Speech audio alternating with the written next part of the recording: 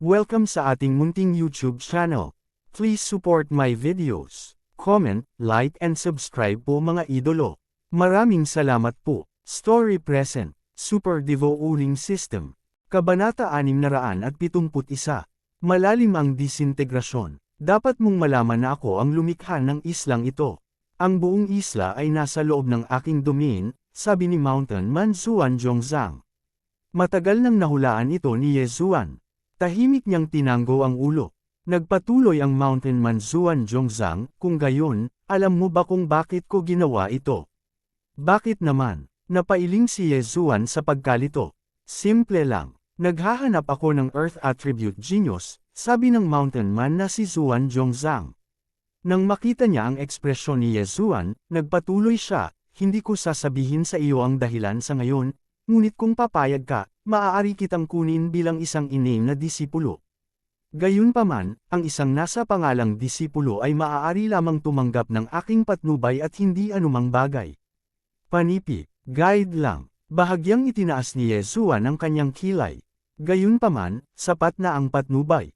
Pagkatapos ng lahat, ang Mountain Man na si Zuan Zhongzang ay isang Void God Realm Great Emperor. Payag si Ye Zuan. Agad na tumango si Ye Zuan. Very good. Kung gayon ikaw ay magiging aking ika-13 alagad sa pangalan. Sinabi ng Mountain Man na si Zuan Zhongzang, bago mo, mayroon ng 12. Ikaw ang ika-13. Ang kanilang mga kakayahan ay hindi masama. Sa ilalim ng aking gabay, naunawaan nilang lahat ang Gravity Profound sa wala pang 7 araw. Panipi, wala pang 7 araw, nang inag ang puso ni Ye Zuan. Gayunpaman, nang walang gabay ni Mountain Man Zuan Zhongzang, gumugol lamang siya ng 2 araw upang maunawaan ang Gravity Profound. Talagang ang kanyang kakayahan ang pinakamagaling sa 13. Sige, pagkatapos ay ibibigay ko sa iyo ang iyong unang aralin ngayon. Tumigil ang Mountain Man na si Zuan Zhongzang at nagtanong, Ye Zuan, alam mo ba ang profound ng Earth Attribute? Throbbing Pulse of the Earth, Earth Traversing Technique, Strength, Gravity, walang pag-aalinlangan na sagot ni Ye Zuan. Ngayon, ganap na niyang naintindihan ang lahat ng 4 na malalim na kahulugan. Tama, itong 4 na ito. Sabihin pa sa akin ang tungkol sa kanilang sangay na profound, sabi ni Mountain Man Zuan Zhongzang. Ang kapangyarihan ng sangay na si Upanishad ay isang pangalawang antas ng kapangyarihan na si Upanishad. Ang pangalawang antas na malalim ng throbbing pulse ng Earth ay tinatawag na pulsating protection. Ang pangalawang antas ng profound ng strength profound ay tinatawag na lifting heavy as light. Ang ikatlong antas ng profound ng lightness profound ay tinatawag na lifting light as heavy. Ang pangalawang antas ng profound ng earthwalking technique ay tinatawag na shrinking ground. Ang pangalawang antas na profound ng gravity profound ay tinatawag na gravity profound. Matapat na sagot ni Ye Zuan. Tama, pero may na-miss ka. Humalaklak si Hermit Zuan Zhongshan at sinabing kung ang earth throbbing pulse ay umabot sa tuktok nito at muling bumagsak, kung gayon ay mauunawaan mo ang isang bagong lalim na tinatawag na collapse. Ay collapse. Nagtaas ng kilay si Ye Zuan. Ito ang unang pagkakataon na narinig niya ito. Very few people know about this ultimacy. Kahit na ang Mad Sovereign na iyon ay malamang na hindi pa ito narinig. Dama po ang tingin ni Ermitanyo Zuan Zhongshan kay Ye Zuan. Tinanggap kita bilang isang in-name disciple, kaya wala akong kailangan na gawin mo sa ngayon. Kung naiintindihan mo ang collapse profound na ito sa hinaharap, bumalik ka sa Mount Zuan Zhongshan. Kailangan kong bigyan mo ako ng pabor. Anong favor? Kumunat ang noo ni Ye Zuan.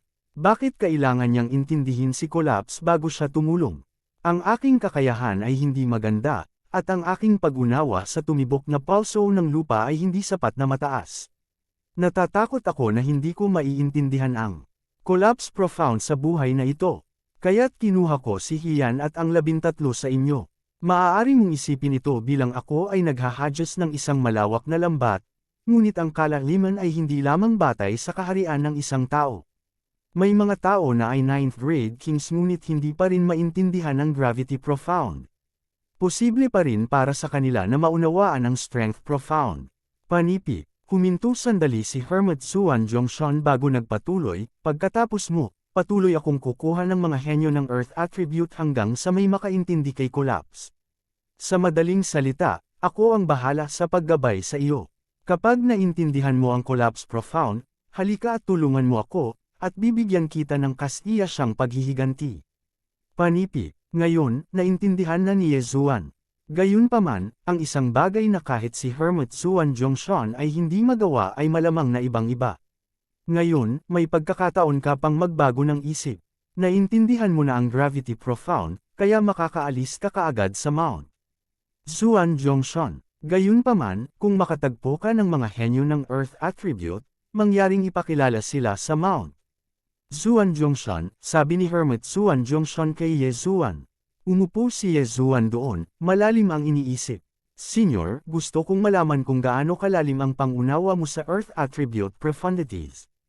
Anong klaseng gabay ang maibibigay mo sa akin? Tanong ni Yezuan. Bagamat ang pag-unawa sa kalaliman at paglilinang ay pangunahing nakasalalay sa sarili, si Hermit Zuan Zhongshan ay isang Void God Realm Great Emperor, kaya dapat siyang magkaroon ng tiwala dito. Maaari kitang bigyan ng cultivation manual at ituro sa iyo ang mid-grade Void God Martial Art. Malaking tulong ito sa iyong pag-unawa sa tumibok na pulse ng lupa. Kasabay nito, tiwala ako na matutulungan kitang maunawaan ang Gravity Space Profound sa loob ng isang buwan. Sagot ni Ermitanyo Zuan Zhongshan. Nanlaki ang mga mata ni Yezuan habang hindi makapaniwalang nakatingin. Isang Void God Realm ang cultivation manual ng dakilang emperador. The Throbbing Pulse of the Earth, isang mid-grade Void God Martial Art. Ang Gravity Space Profound. Ang tatlong bagay na ito ay napakahalaga sa kanya. Ang sinuman sa kanila ay maaaring magdulot ng malaking labanan. Sa oras na ito, si Hian, na nakatayo sa gilid, ay biglang nagsabi, Yezuan, tumingin ka rito. Nilingal ni Yezuan ang kanyang ulo at nakita ang isang bato sa tabi ng mga paa ni Hian na biglang tumaas. Pagkatapos, nagsimula itong tumalon pakaliwat kanan na parang may sariling buhay. Ito ang Gravity Space Profound. Sa teritoryo mo, kung gusto ng kaaway na umatras, maaari mong gamitin ang Repulsive Force para pigilan siya. Kung gusto niyang lumapag, pwede mong gamitin ang Repulsive Force para umakyat. Kung gusto niyang lumipad, pwede mong gamitin ang Repulsive Force para bumaba. Sa puntong ito, huminto si Hian at sinabing, kapag itinuon mo ang lahat ng nakakasawang puwersa sa kalaban. Bang! Biglang sumabog ang bato sa tabi niya ng malakas. Nagningning ang mga mata ni Yezuan nang sumili sa kanyang mga mata ang walang katulad na pagpapahayag ng pananibik. Napakalakas talaga ng Gravity Space Profound na ito. Sige, pumayag ako. Tumango si Yezuan. Ngayon, siya ay itinuturing na hindi opisyal na disipulo ni Hermit Zuan Zhongshan. Kastiya siyang tumango si Ermitanyo Zuan Zhongshan. Binato niya si Yezuan ng 2 libro at sinabing, narito na ang aking cultivation manual at medium Void God Realm martial skills. Mababasa mo ito ng ilang araw. Kapag gusto mong matutunan ang Gravity Space o may mga katanungan, maaari mong hanapin si Hian. Masasagot niya lahat ng tanong mo. Oo, sagot ni Yezuan. Bagamat itinapon siya ni Hermit Zuan Zhongshan kay Hian, hindi niya ito masyadong inisip. Si Hian ay isang grade siyam na king. Siya ay sapat na upang turuan siya. Junior Kuya Ye, sumunod ka sa akin. Lumipad si Hian at sumunod si Yezuan. Pagkatapos, dinala siya ni Hian sa gilid ng bangin at sinabing, maaari kang magbukas ng kuweba. Kung gusto mong umalis sa Mystic Island, ipaalam mo lang sa akin. Doon ako nakatira. Sige, salamat, Senior Brother, nagpapasalamat na sabi ni Yezuan. Nasa kanya ang Earth Territory at kayang kontrolin ang lupa at mga bato. Hindi niya kailangang maghukay. Sa isang pag-iisip, isang butas ang lumitaw sa pader na bato sa susunod na sandali. Pagkatapos, nagmamadali siyang pumasok. Kabanata 672. Lumakas ang pagtaas. Ang tirahan ng kuweba ni Yezuan ay napakasimple. Maliban sa pasukan, nagbukas siya ng isang malaking open space. Ding! Natutunan ng host ang 36 overlapping shadows. Ang kasalukuyang level ay 10%. Ito ang mid-grade virtual god martial art na ibinigay sa kanya ni Hermit Zuan Zhongzang. Ang 36 overlapping shadows ay itinuturing na isang sword technique, ngunit maaari rin itong gawin gamit ang iba pang mga armas. Maaari itong isagawa gamit ang isang espada, isang sable, o kahit isang tungkod. Sa sandaling iyon, naglabas si Yezuan ng mid-grade na virtual god na sandata at nagsimulang mag-cultivate. Sa 10%, maaari lang siyang mag-slash out ng 3 beses sa isang iglap. Gayunpaman, habang lumalaki ang kanyang paglilinang, maaari siyang mag-slash out ng 6 na beses, 9 na beses, at kahit 12 beses sa isang iglap. Pagkalipas ng ilang araw, maaari niyang putulin ang 33 sa 36 overlapping shadows sa isang iglap. Naabot na niya ang 70% mastery. 10% lang ang layo niya sa 100% mastery. Sa oras na iyon, makakagawa siya ng 36 na magkakapatong na anino. Ang martial art na ito ay talagang mahusay. Bagamat kailangan kong mag-slash out ng 12 beses, kung ako ay sapat na mabilis, maaari akong lumikha ng 36 na layer ng vibrations. Biglang sumabog ang kumpiyansa ni Yezuan. Kung gagamitin niya ang 36 overlapping shadows at pagsamahin ito sa 16 na layer ng Earth's Pulse, ang kapangyarihan nito ay ilang beses na mas malakas kaysa sa Colossal Heavenly Kill Slash. Hindi ito dahil ang 36 overlapping shadows ay isang mid-grade na virtual god martial art, ngunit dahil ang martial art na ito ay halos ginawa para sa Earth's Pulse. Kasama ang mga tala ng paglilinang ni Hermit Suan Zhongzang, mayroon na ngayong malalim na pag-unawa si Yezuan sa Earth's Pulse. Maaari siyang mag-transform sa 32 layers ng Earth's Pulse anumang oras. Natatakot ako na mahirap maabot ang 100% mastery sa pamamagitan lamang ng paglilinang. Dapat akong lumabas at maghanap ng makakalaban. Napaisip si Yezuan habang papalabas siya sa kanyang tirahan sa kuweba. Nagkataon na umalis din si Hiyan sa tirahan ng kuweba. Junior kuya, kumusta na pagkatapos ng ilang araw na paglilinang? Tanong ni Hiyan. Oo, na-master ko na ang 36 overlapping shadows hanggang sa 70% mastery, tumango si Yezuan at sinabi. Nagtaas ng kilay si Hiyan at nagtatakang sinabing, talented talaga si junior brother. Ilang araw lang, na-master mo na itong martial art na 70% mastery.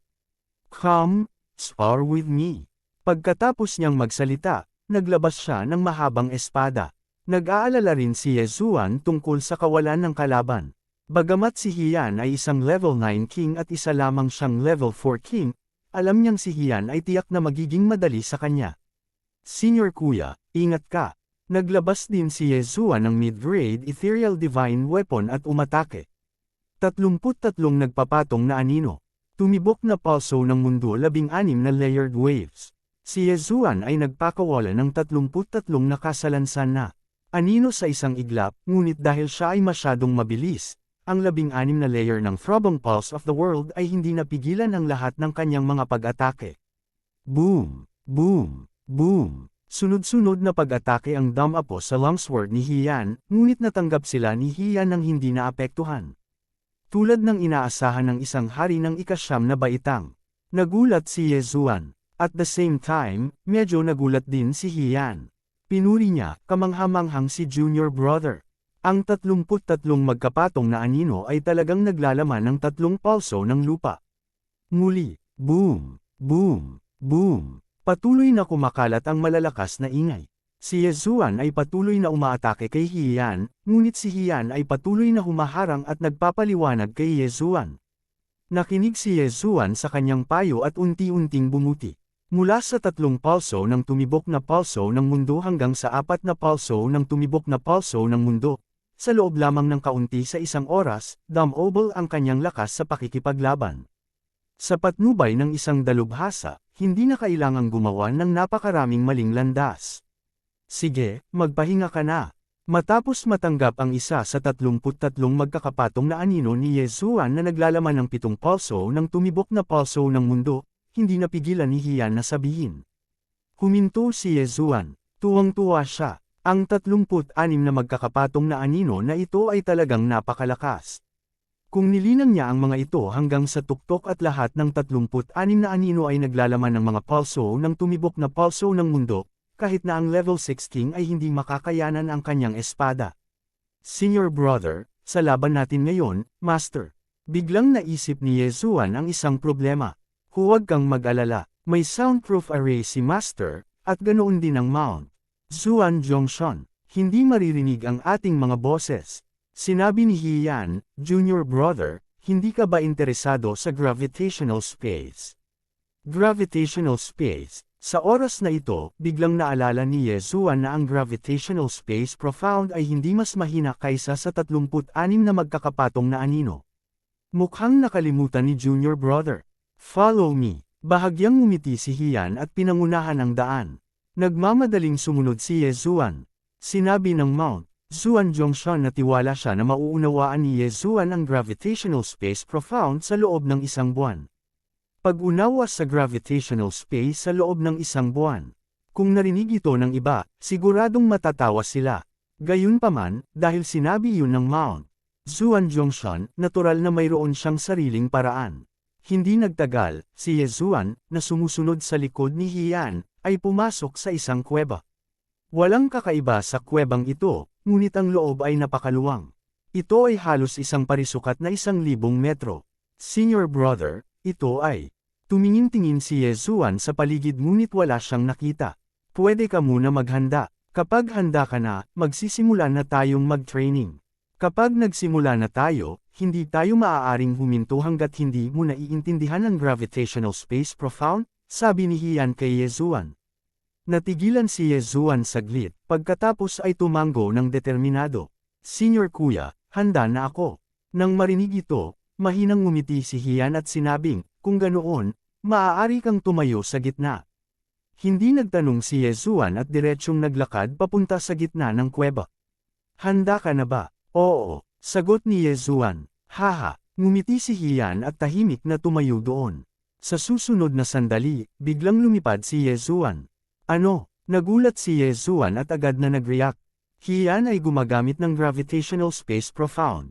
Ngunit sa sandaling nag-react siya, ang kanyang katawan ay mabilis na umatras, pagkatapos ay pababa, kaliwa, pabalik, kanan. Ito ang paraan ng pagsasanay ni Hiyan. Hindi mo magagamit ang wind manipulation para lumipad, o air reset ang oras. Nako, kalimutan mo na, hindi mo pa rin magagamit, sabi ni Hiyan. Sa kalagitnaan ng kanyang sentensya, na-activate na niya ang flight restriction formation sa Mount Zuan. F***6. Nagmura si Yezuan sa kanyang puso. Sa sandaling ito, hindi niya magagamit ang wind manipulation para lumipad. Binaligtad siya ni Hiyan at pinalipad siya sa paligid ng malaking kuweba. Intindihin ang gravitational space profound. Kung hindi, kailangan mong manatili sa ganito, kahit na himatayan ka. Ang boses ni Hiyan ay umalangaw sa mga tainga ni Yezuan. Sa sandaling ito, hindi alam ni Yezuan kung saang direksyon siya nakaharap. Gayunpaman, nadama niya na ang pamamaraang ito ay medyo epektibo. Ito ay pinakamadaling maunawaan ng gravitational space sa gravitational space. Ang gravitational space ay isang extension ng gravitational space profound, kaya para maunawaan ang gravitational space, kailangang gumamit ng gravitational space profound. Gayunpaman, ang gravitational space profound ay maaari lamang idirekta pababa, ngunit hindi ito makabuo ng isang salungat na puwersa. Tama, gamitin mo ang gravitational space profound. Kakaintindi mo lang sa gravitational space profound, kaya hindi ka pa masyadong pamilyar dito. Kapag pamilyar ka na dito, makakahanap ka ng repulsive force. Kabanata 673. Gravity space. Tama. Gamitin ang malalim na kahulugan ng gravity. Naintindihan mo pa lang ang malalim na kahulugan ng gravity at hindi ka masyadong pamilyar dito. Kapag pamilyar ka na dito, makakadiscover ka ng isang salungat na puwersa. Habang sinisiraan ni Hiyan si Yezuan, ipinaliwanag niya sa kanya. Kung mauunawaan ni Yezuan ang lahat ng sinabi ni Hiyan, kakailanganin niya ng napakahabang panahon. Ang guro ang nanguna, ngunit ang paglilinang ay nakasalalay sa individual. Si Yezuan ay maaari lamang umasa sa kanyang sarili ngayon. Tuldok. Hindi ito ang tamang oras para gamitin ito. Oo, patatagin mo muna ang katawan mo. Mabuti. Very good. Pamilyar ka na sa profound meaning of gravity. Tuldok. Sa 3 araw na ito, si Yezuan ay pinaglaruan ni Hiyan. Nabisita na niya ang bawat sulok ng kuweba. Bukod dito, na-control ito ni Hian ng maayos. 3 araw nang nasa ere si Yezuan. Sa panahong ito, ilang beses nang nahimite si Yezuan. Sa kabutihang palad, maaari siyang lumipad pagkatapos maabot ang spirit realm. Kung pinaglaruan ni Hian ang isang spirit realm cultivator na tulad nito, naidara na niya ang kanyang puso. Sa ilalim ng patnubay ni Hian, 3 araw lamang ang ginugol ni Yezuan upang maging pamilyar sa malalim na kahulugan ng gravity. Nakumpleto niya ang ilang taon na ginawa ng iba. Hindi lang iyon, may natuklasan din siyang sikreto. Kamangha-manghang, natuklasan mo ang sikreto ng salungat na puwersa ng napakabilis.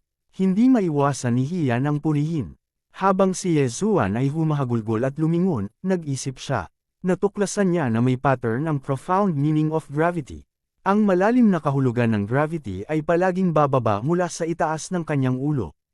Kung siya ay tumayo sa tapat ng isang kaaway at ginamit ang malalim na kahulugan ng gravity, ang kaaway ay itulak pababa. Kung gagamitin niya ang malalim na kahulugan ng gravity na ang kanyang ulo ay nakaharap sa lupa at ang kanyang mga paa ay nakaharap sa langit, ito ay magiging isang nakakasuklam na puwersa. Ang kalaban ay itutulak sa langit. Ito ay ang salungat na puwersa. Hanggat naiintindihan niya ito, ang landas ay magiging mas madali. Ngayong magagamit ko na ang repulsive force sa lahat ng direksyon, basta pagsasamahin ko sila, ito ay magiging gravity space. Kumislap ang mga mata ni Yezuan. Gayunpaman, ang huling hakbang na ito ay hindi napakadali. Sa kabutihang palad, kasama si Hian, hindi kailangang lumihis si Yezuan. Sa ika-7 araw matapos matuklasan ni Yezuan ang nakakadiri na puwersa, isang abiso sa wakas ang tumunog sa kanyang isipan. Ding! Naintindihan ng host ang gravity space profound. Sa wakas, naintindihan niya. Gagawin ko. Si Yezuan, na nakaintindi sa gravitational space, ay dali-daling ginamit ito at binaligtad ang kanyang katawan. Biglang nagtaas ng kilay si Hian at napabulalas, naintindihan mo na. Noong nakaraang buwan, maliban sa oras na nakatayo si Yezuan sa himpapawid, ito lang ang pagkakataon na nakatayo si Yezuan sa hangin na parang lumilipad. Salamat, Senior Kuya. Naintindihan ko na. Tumayo si Yezuan sa hangin at itinaas ang kanyang mga kamao kay Hian. Sa susunod na sandali, isang bato malapit sa mga paa ni Hian ang lumipad sa hangin, at pagkatapos ay boom! Ang bato ay sumabog sa pulbus. Gravity suppression, naintindihan niya talaga. Siya yan ay sigurado na ngayon. Ang hakbang na ito ay upang lumikha ng isang salungat na puwersa na may target sa hugis ng isang bilog. Inaapi ang kaaway mula sa lahat ng direksyon at pagdurog sa katawan ng kaaway. Muling tumaas ang kumpiyansa ni Yezuan. Kung one-on-one ang sitwasyon, mapipigilan ang kanyang kalaban kahit hindi sila sumabog at mamatay. Kahit na sila ay makalaya sa kanilang kaharian, ang kanilang kadaliang kumilos ay lubhang mababawasan. Sa oras na iyon, ang kalaban ay magiging isang live na target. Sa lakas ko ngayon, dapat madali kong mapatay ang isang king sa ika-6 na baitang, di ba? Namilog ang mga mata ni Yezuan. Sa oras na ito, napabulala si Hian sa paghanga, talagang mahusay ang kakayahan ni Junior Brother. Noong una kong naintindihan ang gravity space profound, inabot ako ng 11 araw. Junior Brother, mas mabilis ka ng 1 araw kaysa sa akin. 11 araw, nang inag ang puso ni Yezuan. Gayunpaman, nang maalala niyang si Hian ay isa ng hari sa ika-9 na baitang, siya ay tumahimik ng husto. Ang Jiang Tianjin na iyon ay hindi nararapat na banggitin sa harap ni Hian. Siyempre, si Hian ay may mabuting master. Kung papasok si Jiang Tianjin sa Sword God Palace, tataas ang kanyang bilis. Gayunpaman, hindi alam ni Yezuan na may sikreto pa rin si Hian sa kanyang puso. Si Hian ay talagang gumugol ng 11 araw sa pag-unawa sa gravity space profound, ngunit nagawa niya ito ng mag-isa. Para kay Yezuan, sa patnubay ni Hian, hindi mabilang ang mga shortcut niya. Kung naintindihan ni Yezuan ang gravity space profound sa kanyang sarili, aabutin siya nito ng kahit kalahating taon. Bukod dito, si Hian ay hindi isang peking tulad ng kanyang naisip. Ngayon, ang lakas ni Yezuan ay 2 o 3 beses na mas malakas kaysa noong siya ay pumasok sa Mystic Mountains. Kahit na kailangan niyang harapin ang isang hari sa ikapitong baitang, hindi siya matatakot. Junior brother, ngayong naintindihan mo na ang gravity space profound, gusto mo bang magpatuloy sa pananatili sa Mystic Mountains o lumabas para mamasyal? Tanong ni Hian. Tumigil sandali si Yezuan. Bigla niyang naalala na isang buwan na pala siyang umalis sa isla ng Shantian. Oras na para bumalik at tingnan. Gusto kong lumabas at subukan ito, sagot ni Yezuan. Tumango si Hian, sige, pagkatapos ay pumunta ka na. Mas mabilis kang makakalusot sa totoong labanan. Kung makakatagpo ka ng anumang problema sa hinaharap, maaari kang bumalik sa Mystic Mountains Island anumang oras. Oo, kuya, tumango si Yezuan. Pagkatapos, diretso siyang umalis sa Mystic Mountains Island. Nang makita ng mga hari sa labas na si Yezuan ay maaaring lumipad sa Mystic Mountains Island, lahat sila ay naiinggit. Sa oras na ito, ang Mad Sovereign Pirates ay nagbigay na ng utos na alisin ang higit sa 10 isla sa paligid ng Mystic Mountains Island. Walang mga grupo ng pirata ang pinayagang pumasok.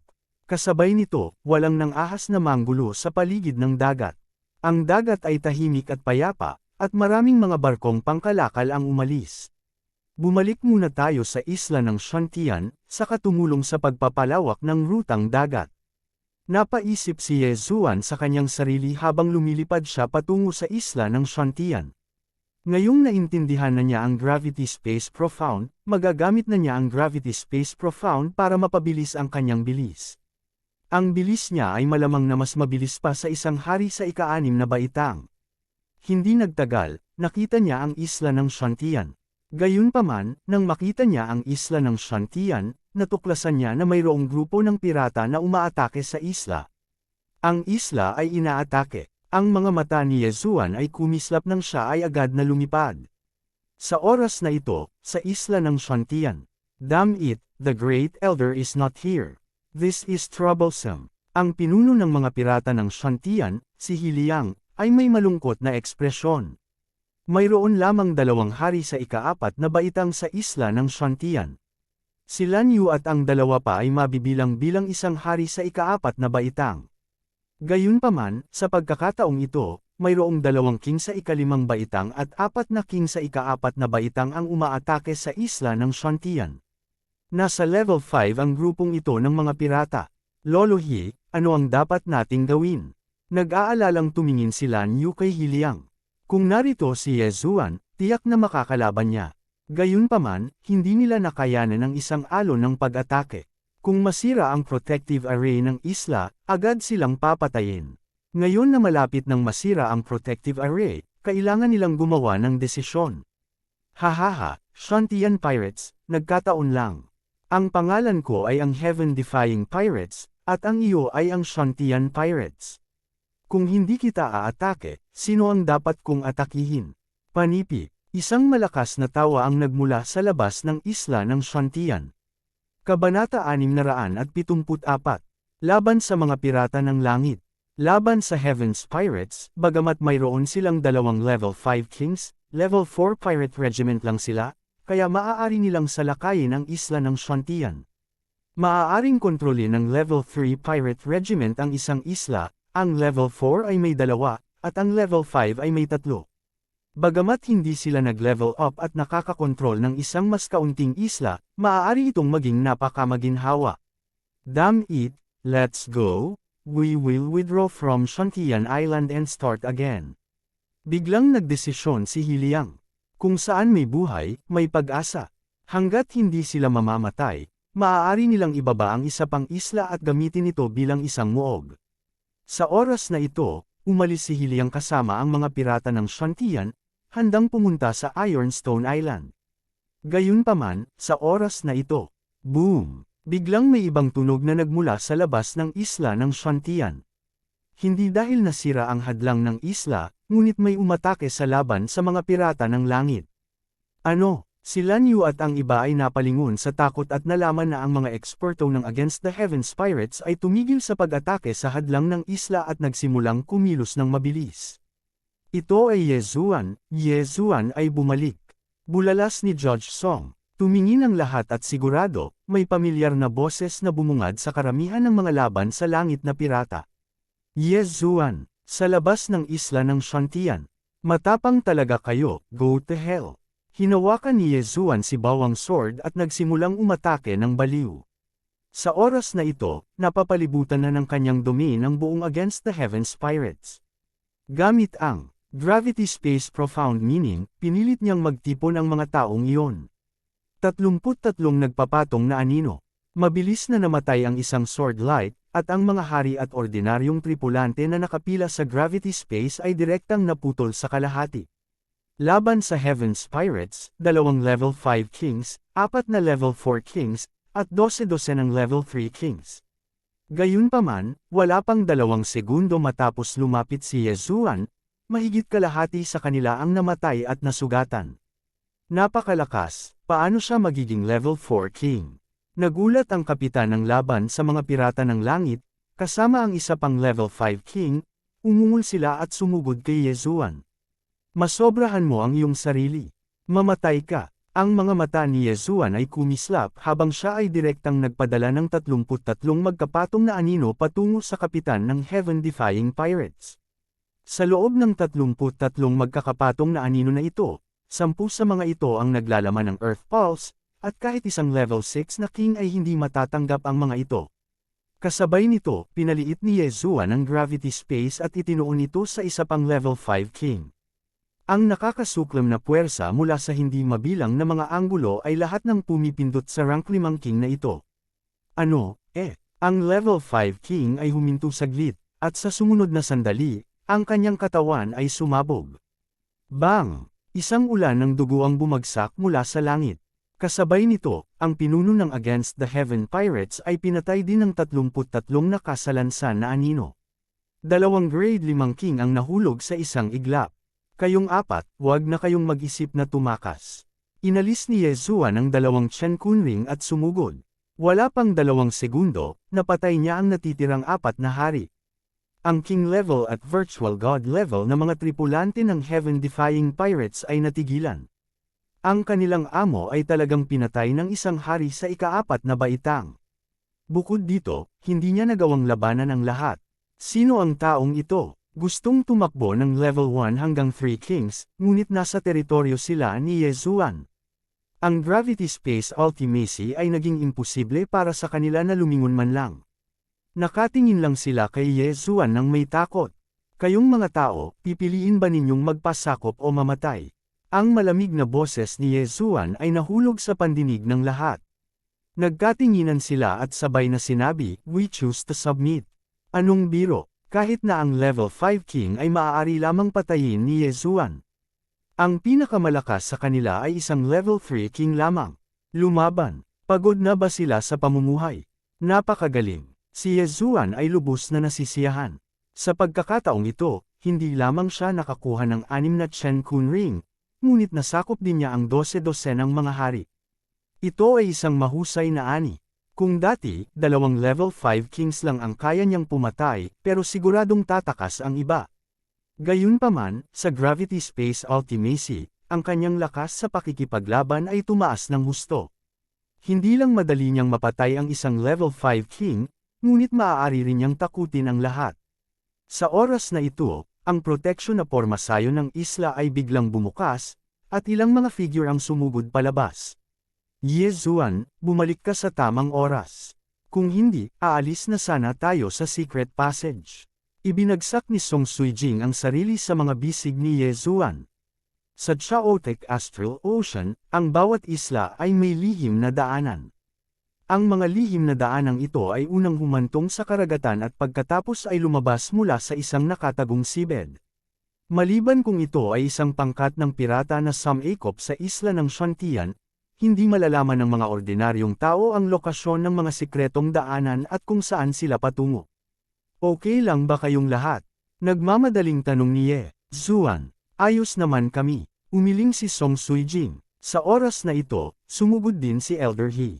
Kaagad, sumigaw si Yezuan sa Kings of the Heaven-defying Pirates sa kanyang harapan, "Ito ang pinuno ng aking mga pirata ng Shantian.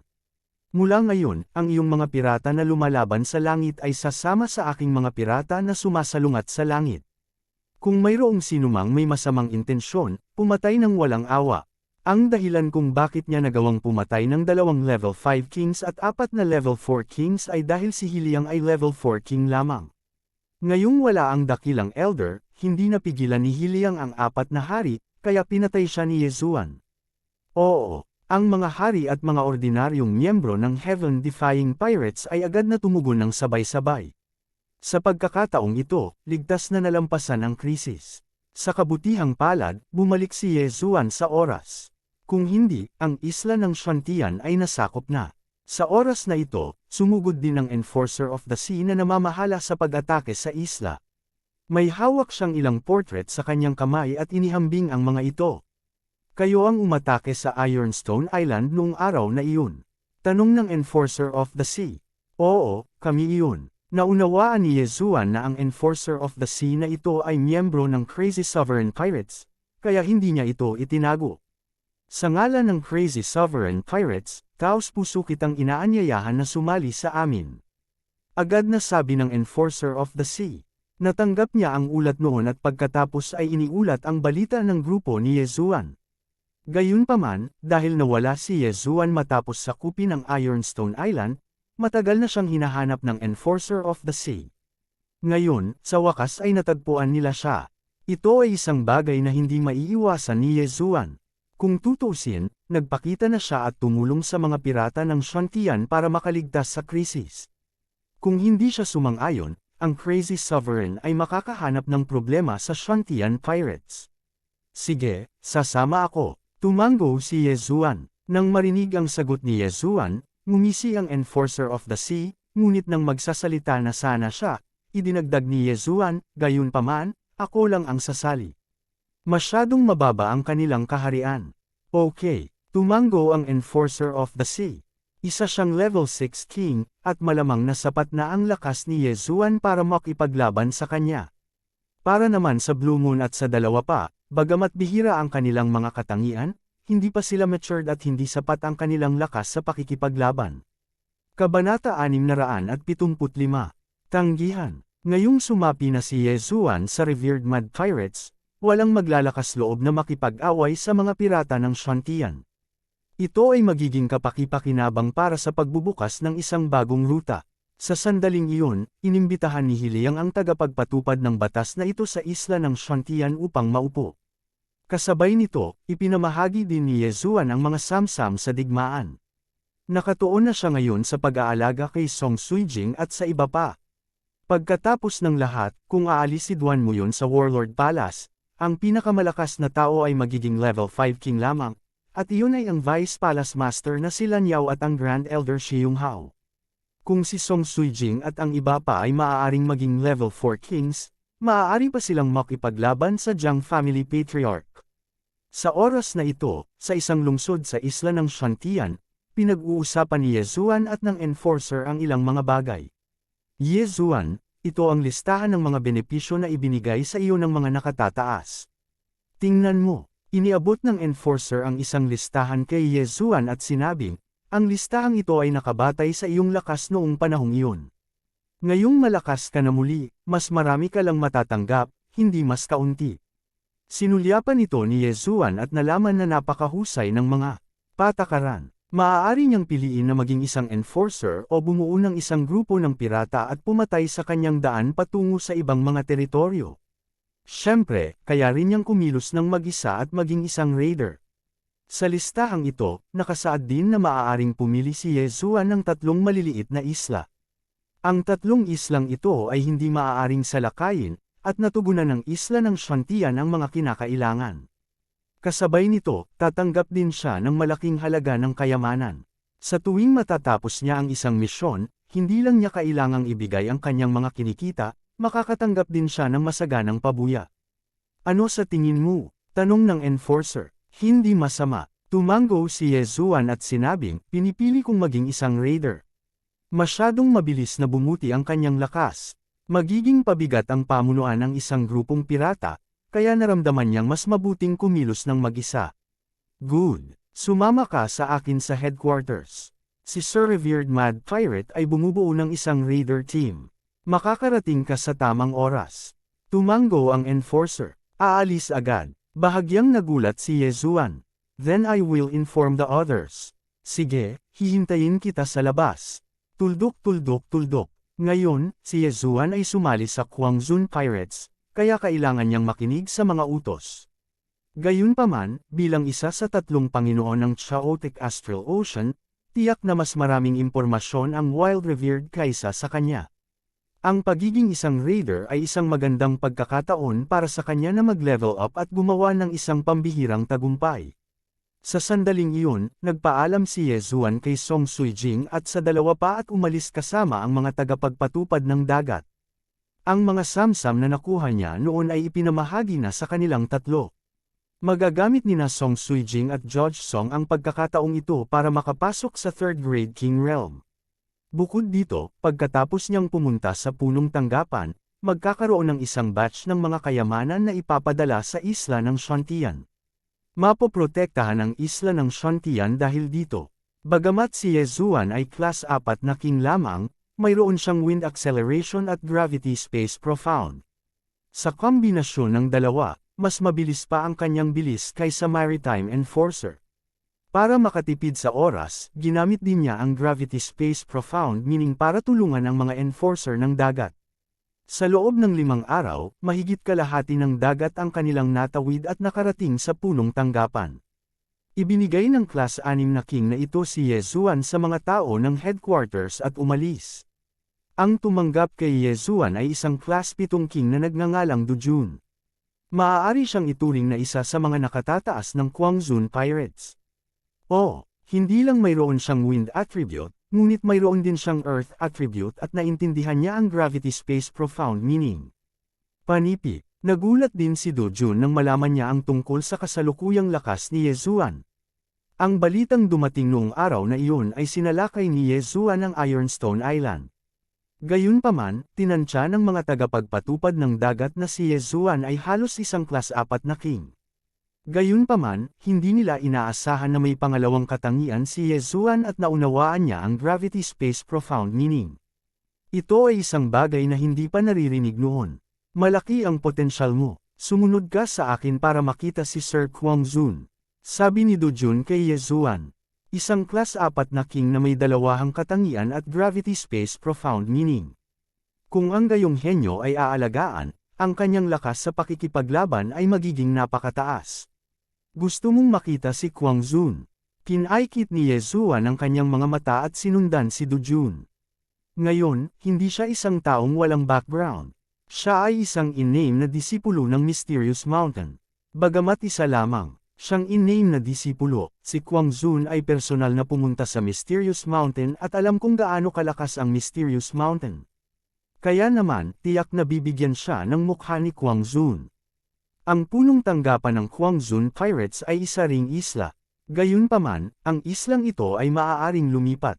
Sa ilalim ng islang ito, mayroong isang deep sea giant turtle na maihahambing sa isang class 8 king. Ang deep sea giant turtle na ito ay alagang hayop ni Quanzhun. Sa madaling salita, si Yezuan ay kasalukuyang nasa likod nitong deep sea giant turtle. Sa pangunguna ni Dojun, pumasok si Yezuan sa loob ng Quanzhun Pirates. Maraming eksperto dito, kahit na pinigilan nila ang kanilang sarili, nararamdaman pa rin ni Yezuan ang 12-dosenang makapangyarihang aura. Lahat sila ay hindi bababa sa Class 7 Kings, at mayroon pang ang Class 8 Kings sa kanila. Sa oras na ito, iniisip ni Yezuan na kung masisira niya itong Quanzhun Pirates, maaari na siyang maging Class 8 King, di ba? Sayang nga lang at hindi siya malakas ngayon. Hindi banggitin si Quanzhun na malapit sa isang Peking, ang mga taong ito lamang ay sapat na upang patayin siya. Hindi nagtagal, dinala ni Dojun si Yezuan sa isang marangyang kastilyo. Dito, naramdaman ni Yezuan ang ilang mas malakas na aura. Sa mga taong ito, maaaring mayroong Class 9 Kings. Mayroong 3 Panginoon sa Chaotic Astral Ocean, ngunit hindi iyon nangangahulugan na mayroon lamang 3 Class 9 Kings. Sa katunayan, may ilan pa. Ang ilan sa mga taong ito ay napunta sa pag-iisa, habang ang iba ay nakipagsanib puwersa sa 3 Panginoon. Mayroon talagang 2 Class 9 King sa Quanzhun Pirates. Leader, may tao dito na baka interesado kang makilala. Dinala ni Dojun si Yezuan sa isang malaking pinto at sumigaw sa loob. Sa sumunod na sandali, bumukas ang napakagandang pinto. Nakaupo sa loob ang isang lalaking nasa katanghaliang gulang na nakasuot ng pulang damit, at sa tabi niya ay isang binata na nakasuot ng puting damit. Nakita na ni Yezuan ang lalaking nasa katanghaliang gulang na ito na pula ang buhok. Siya si Kwang Zun, isang class siyam na king. Sino ta? Nagtatakang tanong ni Kwang Zun. Dinala ni Do Jun si Yezuan at iniabot ang isang scroll ng balat ng tupa. Dual Attribute, Gravitational Space. Nagliwanag ang mga mata ni Kwang Zun. Sa kanyang mga subordinate, mayroon ding Dual Attribute User. Ang Dual Attribute User na iyon ay nakakuha lamang ng Twin Fruit pagkatapos ng 8 buhay na swerte. Sinong mag-aakala na may isa pa? Paano mo naintindihan ang gravitational space? Biglang lumingon si Kwang Zun at nagtanong. Naiintindihan ko ito sa Mystic Island, sagot ni Yezuan. Kinaikit ni Kwang Zun ang kanyang mga mata at muling nagtanong, nandoon ka ba noong nagpunta ako sa Mystic Island?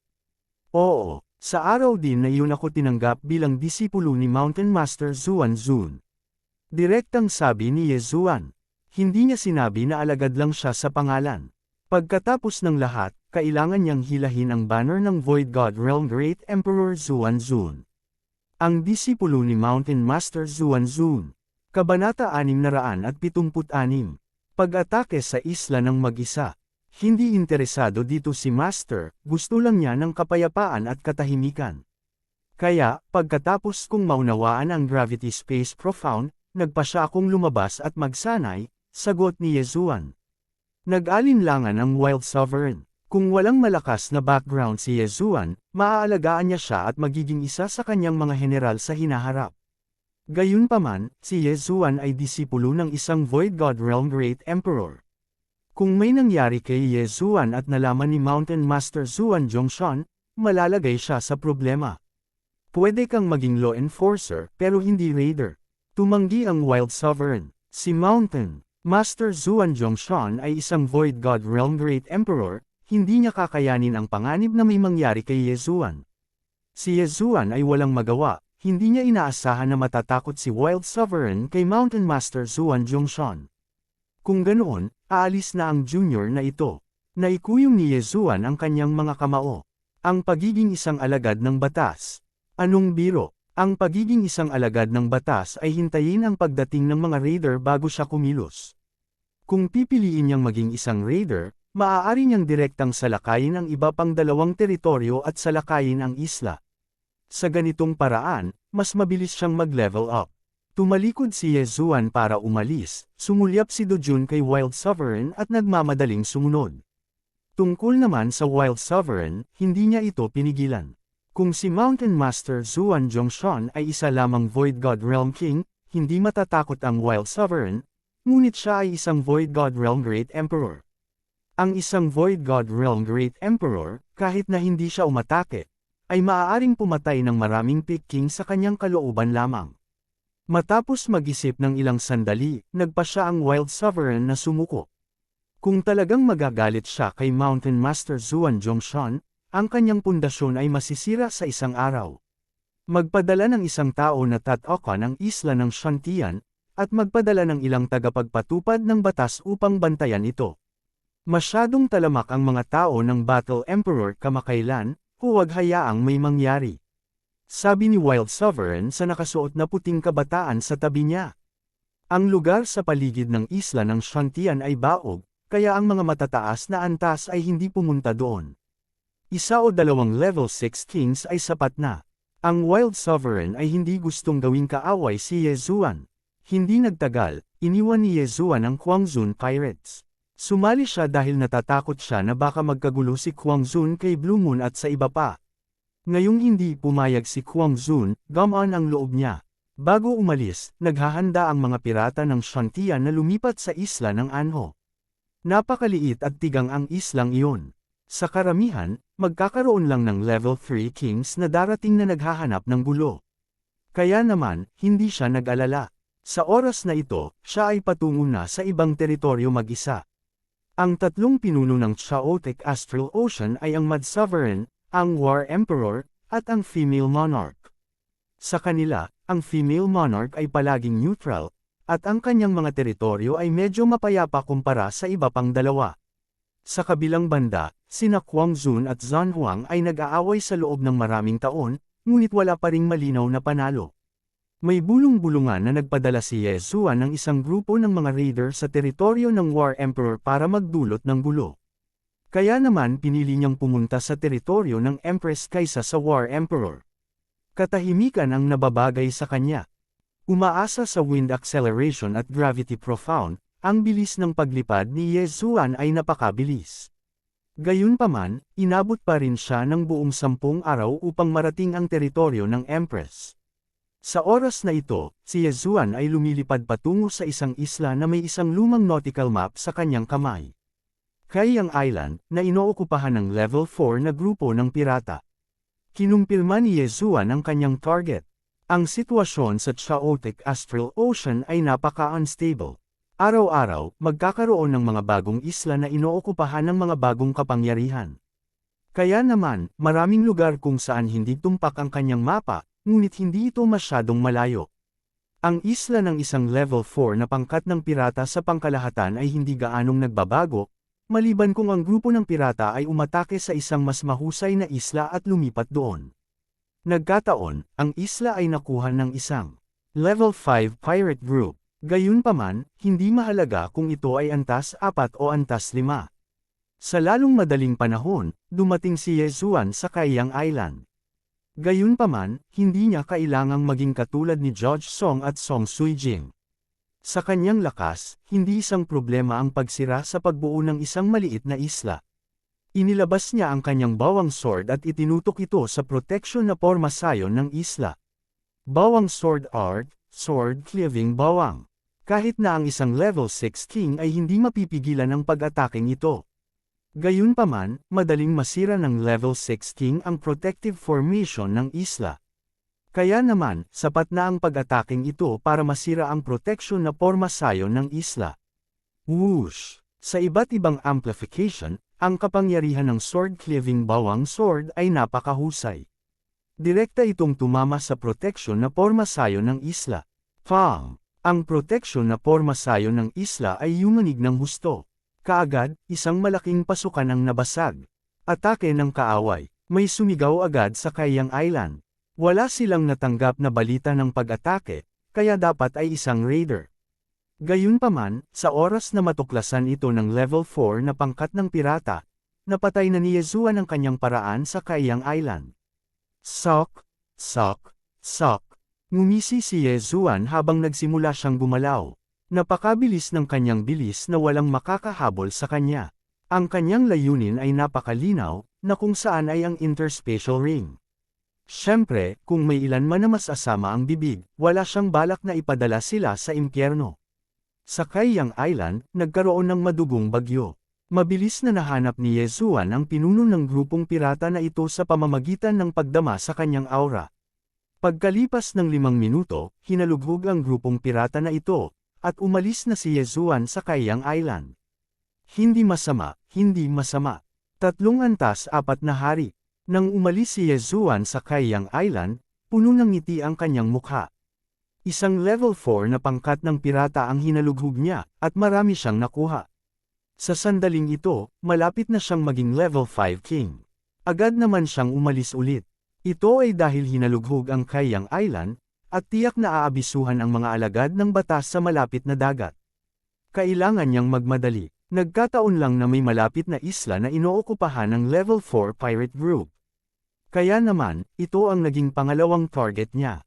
Isang araw ang ginugol niya para marating ang islang ito. Pagkatapos, ginamit niya muli ang parehong trick. Una, sinira niya ang isang butas sa proteksyon na pormasayon ng isla, pagkatapos ay pumasok siya upang habulin ito. Ding! Nakagawa ng breakthrough ang host. Level 5 king na ngayon ang host.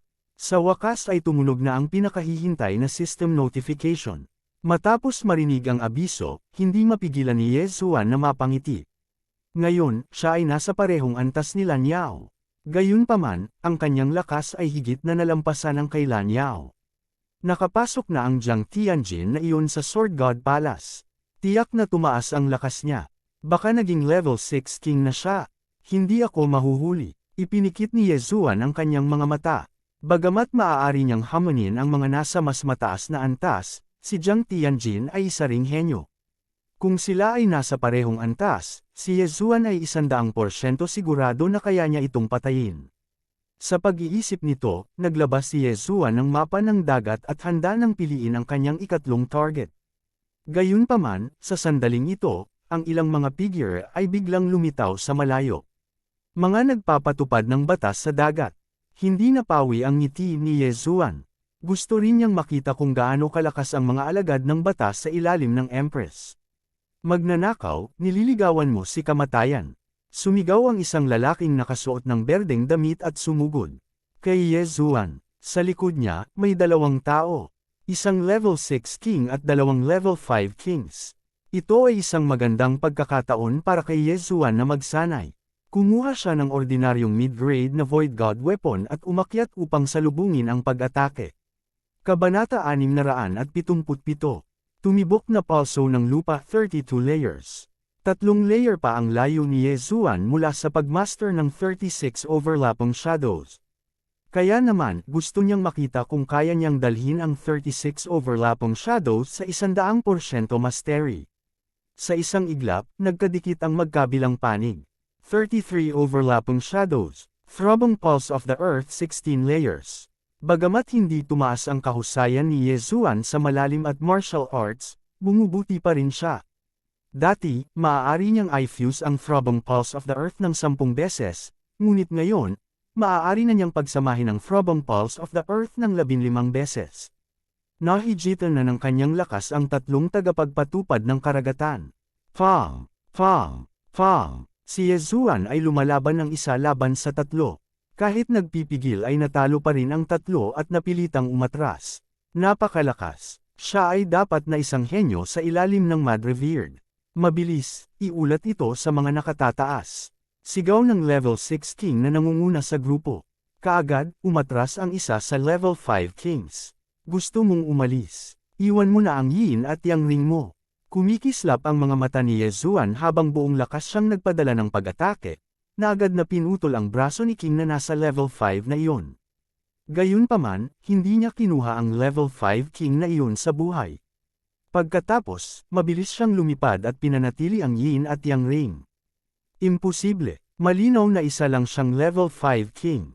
Paano siya magiging mas mabilis kaysa sa akin? Kahit na naiintindihan niya ang underground movement technique, hindi ito ang lupa. Hindi maintindihan ng level 6 king. Gayunpaman, upang masakop ang pagtakas ng level 5 king na iyon, inilagay niya ang kanyang buhay sa linya. Sa pamamagitan lamang ng pag-asa sa 33 overlapping shadows and the throbbing pulse of the earth 16 layers, nagawa kong talunin ang 3 iyon.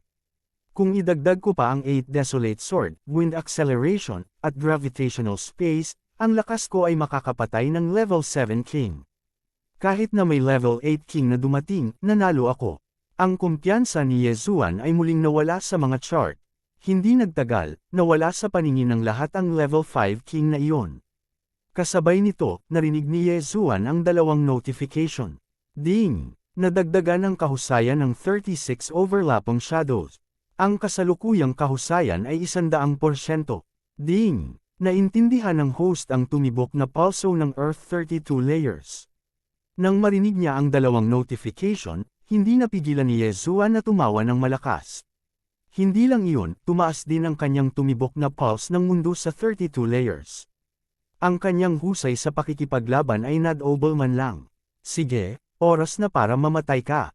Kung gusto mong sisihin ang isang tao, sisihin mo ang iyong sarili sa pakikialam sa maling tao.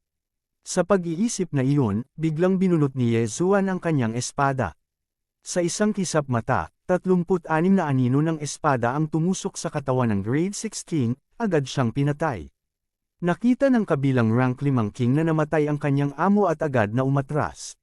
Gayunpaman, sa susunod na sandali, naramdaman niyang hindi na siya makagalaw. Hindi mabilang na mga alon ng presyon ang bumababa sa kanya mula sa lahat ng direksyon. Pakiramdam mo ba hindi ka makagalaw? Bahagyang kumulubot ang mga sulok ng bibig ni Yezuan.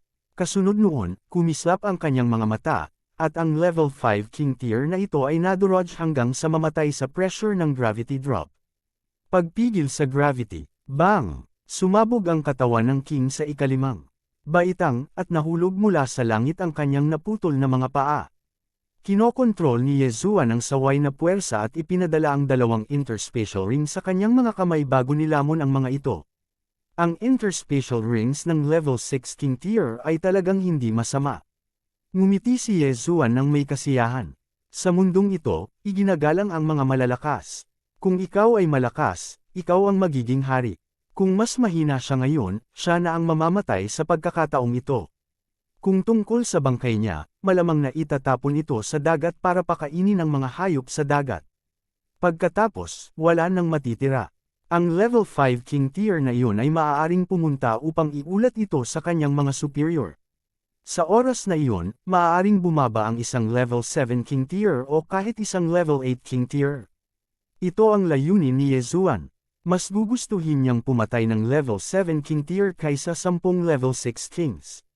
Kung makakapatay siya ng level 8 King tier, malamang na makalusot siya sa isang iglap. Ang level 5 King tier ay nagpunta upang iulat ito sa kanyang mga superior, kaya kailangan pa rin ni Yezuan na gumala sa lugar na ito. Ang teritoryo ng Empress ay medyo mapayapa, ngunit iyon ay kumpara lamang sa Mad Sovereign at Battle Emperor. Nangangahulugan lamang ito na mas kaunti ang mga raider, ngunit hindi ito nangangahulugan na mas kaunti ang mga grupo ng pirata sa karagatan. Sa pag-atake ni Yezuan sa mga isla, nakipag-ugnayan siya sa mga grupo ng pirata sa daan. Gayunpaman, ang mga isla at grupong pirata ay masyadong mahina, kaya ninakawan na lamang niya ang mga ito sa daan. Sa ikalimang araw pagkatapos ng pag-alis ng level 5 King na iyon, sa wakas ay dumating ang isang eksperto na may sapat na lakas. Isang level 7 King tier. Bukod dito, ito ay isang henyo na may isang bihirang katangian. Hangin, Wind Acceleration Profound. Tumingin si Yezuan sa level 7 King tier na may bahagyang gulat na ekspresyon. Ito ang unang pagkakataon na nakatagpo siya ng isang eksperto sa Wind Attribute maliban kay Lan Xin. Ang Wind Attribute ay isang napakalakas na katangian. Kasama sa Profound nito ang Wind Blade, Wind Acceleration, at Wind Bind. Kabilang sa mga ito, ang Wind Blade ay mayroon ding level 2 Profound, Death Storm. Ang kapangyarihan nito ay maihahambing sa Sky-Burning Flames. Ang Wind Bind ay mayroon ding level 2 Profound, Wind Space. Ang bawat malalim ay maaaring makapagpataas ng lakas ng isang martial artist. Kung kayang intindihin ng isang martial artist ang lahat ng Profound, hindi magiging problema para sa kanya na kalabanin ang isang tao na 2 o 3 antas na mas mataas. Sa kasalukuyan, naiintindihan lang ni Yezuan ang Wind Acceleration Profound. Hindi niya naintindihan ang Wind Blade o Wind Bind. Ang labanan na ito ay lubos na mahalaga sa kanya. Sup, tingnan ko nga kung anong profound meron ka. Kumikislap ang mga mata ni Yezuan habang tahimik niyang pinagmamasdan ang kanyang kalaban na papalapit sa kanya. Pagkalapit ng lalaking nasa katanghaliang gulang na nakasuot ng berde ay hindi agad ito umatake. Sa halip, tinanong niya, ikaw ba ang umatake sa mahigit 10 isla kamakailan? Tama. Ako na, tumango si Yezuan nang walang tinatago. Hindi inaasahan ng lalaking nasa katanghaliang gulang na nakasuot ng berdeng si Yezuan. Dapat ba niyang sabihin na si Yezuan ay matapang o nag-uumapo ba siya sa kumpiyansa? Kung ganoon ang kaso, pagkatapos ay pumunta sa impyerno. Walang ibang sinabi ang nasa katanghaliang gulang na lalaki. Pinalawak niya ang kanyang teritoryo at nagtipon ng hindi mabilang na wind blades para salakayin si Yezuan. Hehe, ngumisi si Yezuan at kumuha ng mid-grade Ethereal God Weapon para harangan ang pag-atake. Maaari talagang harangan ng level 5 King tier ang pag-atake ko sa Wind Blade. Medyo may kakayahan ka. Yung level 6 Executor ng dagat dapat pinatay mo diba? Panipi, tanong ng medyo may edad na. Tama, sagot ni Yezuan habang hinaharangan ang pag-atake. Pagkatapos ay subukan ito. Ang mga mata ng nasa katanghaliang gulang na lalaki ay kumislap at agad niyang pinalakas ang kanyang atake sa Wind Blade. Ito ang Wind Blade Profound. Nang makita ito, hindi napigilan ng mga mata ni Yezuan na maglabas ng 2 sinag ng liwanag. Gaya ng inaasahan, naintindihan ng nasa katanghaliang gulang na lalaking ito ang Windblade Profound. Iyon ay mahusay. Ang kanyang Gravity Space Profound ay naintindihan sa Heian's Gravity Space Profound. Ngayong naintindihan na ng kanyang kalaban ang Windblade Profound, magiging kapaki-pakinabang ito sa kanya. Bang! Bang! Bang! Kahit na ang pag-atake ng Windblade ay pinalakas ng ilang beses, hindi pa rin ito maaaring magdulot ng banta kay Yezuan. Pagkatapos ng lahat, naintindihan niya ang Gravity Space Profound. Tumayo silang dalawa sa kinaroroonan nila. Ang isa sa kanila ay sumalakay habang ang isa naman ay dumpensa. Para kay Yezuan, hindi siya gumamit ng Windblade o Gravity Space. Nagtanggol lang siya. Anak, anong ginagawa mo? Naguguluhang tanong ng medyo may edad na. Kabanata 678. Bagyo ng kamatayan. Ayon sa impormasyong natanggap ng nasa katanghaliang gulang na lalaki, si Yezuan ay mayroong earth element na void spirit at naintindihan niya ang 16 na layer ng throbbing pulse of the earth. Gayunpaman, hindi nila alam na napabuti na ni Yezuan ang kanyang malalim na lakas. Bukod dito, hindi nila alam kung ano ang iba pang trump card na mayroon si Yezuan. Sa makatuwid, ang Empress, Pirates ay nagpadala ng nasa katanghaliang gulang na lalaki bilang pag-iingat. Nilagyan ng bounty ang Empress sa ulo mo. Ngayon, hindi na ako mag-aaksaya ng oras sa'yo. Mamatay ka. Inalis ng nasa katanghaliang gulang na lalaki ang kanyang kuryosidad at nilaslas gamit ang kanyang mahabang espada. Isang pag-atake na naglalaman ng malalim na talim ng hangin ang dumaan patungo kay Yezuan. Kasabay nito, naglaslas din si Yezuan gamit ang isang slash. 36 na magkakapatong na anino. 32 layers ng throbbing pulse of the earth. Boom! Boom! Boom! Ang berdeng sword chi na iyon na naglalaman ng Windblade na malalim ay nag-vibrate ng daan-daang beses sa isang iglap. Ang tumibok na pulso ng daigdig ay nagbago mula sa 16 na layer hanggang 32 na layer. Ang pagsasanib ng martial arts ay naging mas mahirap. Dati, kapag mayroon siyang 33 magkakapatong na anino, maaari niyang pagsamahin ang higit sa 10-16 na layer ng throbbing pulse of the earth. Pero ngayon, 4 na 32 layers lang ang kaya niyang pagsamahin. Bagamat bumaba ang bilang, tumaas pa rin ang kapangyarihan. Maaaring hamunin ng batang ito ang mga nasa mas mataas na kaharian. Hindi ako maaaring maging pabaya, naisip ng nasa katanghaliang gulang na lalaki. Ang kanyang slash ay sapat na para pumatay ng level 6 king, ngunit madali itong na-block ni Yezuan. Ang lakas ni Yezuan ay malamang na lumampas sa kanyang inaasahan. Mamatay. Hindi na nagpapigil pa ang lalaking nasa katanghaliang gulang. Ginamit niya ang kanyang bilis ng hangin para atakihin si Yezuan mula sa iba't ibang anggulo habang pinapalapot ang mga windblades para hadlangan si Yezuan. Nang makita ang nasa katanghaliang gulang na lalaki na umaatake ng buong lakas, hindi nang ahas si Yezuan na maging pabaya. Dali-dali niyang ginamit ang gravity space para makaiwas. Kung hindi niya gagamitin ang bilis ng hangin ay mahihirapan siyang harapin ang nasa katanghaliang gulang na lalaki. Sa makatuwid, maaari lamang niyang gamitin ang puwersa ng gravity space upang mapataas ang kanyang bilis. Ang batang ito ay bahagi lamang ng elemento ng lupa. Bakit ang bilis niyang lumipad? Medyo mabagal lang siya sa akin. Hindi maintindihan ng nasa katanghaliang gulang na lalaki. Ang elemento ng lupa ay may malalim na pagtaas ng bilis nito, ngunit kailangan itong nasa lupa. Bukod sa bilis ng hangin, ang tanging maaaring magpapataas ng bilis ng paglipad ng isang tao ay ang bilis ng kidlat. Gayunpaman, ang Earth Upanishad ay bihira, at ang gravity power na si Upanishad ay mas bihira pa.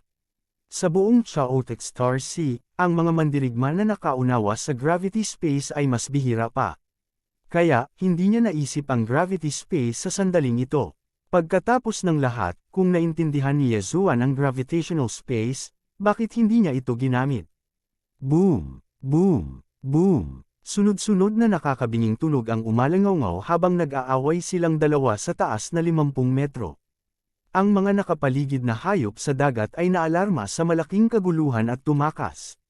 Halos lahat ng mga hayop sa dagat ay void god beasts. Ang kanilang katalinuhan ay hindi mas mababa kaysa sa mga tao. Mas mabuti para sa kanila na huwag manood ng labanan sa antas na ito. Anak, isa ka sa mga tao ng Mad Sovereign, tama. Sigaw ng medyo may edad na. Mahalaga ba kung saang paksa yon kakabilang? Malamig na sagot ni Yezuan. Sa totoo lang, hindi naman importante. Pero, mas mabuting ipakita mo na ang totoong lakas mo. Kung hindi, mamamatay ka nang hindi mo alam kung bakit. Mabait na paalala, sa kanya ng nasa katanghaliang gulang na lalaki. Bahagyang itinaas ni Yezuan ang kanyang kilay. Tila ang nasa katanghaliang gulang na lalaking ito ay may kakaibang galaw. Kailangan niyang mag-ingat. Nagpatuloy ang palitan ng suntok nilang dalawa. Ang nasa katanghaliang gulang na lalaki ay patuloy na naghahanap ng isang pagkakataon upang gamitin ang kanyang pinakahuling hakbang. Sa totoo lang, curious din si Yezuan sa kanyang ultimate move. Dahil dito, sinasadya ni Yezuan na nagsiwalat ng pambungan. Nagningning ang mga mata ng medyo may edad na. Naisip niya sa kanyang sarili, sinasadya niya ito. Ngayon lang, siya at si Yezuan ay nagpalitan ng higit sa 100 suntok.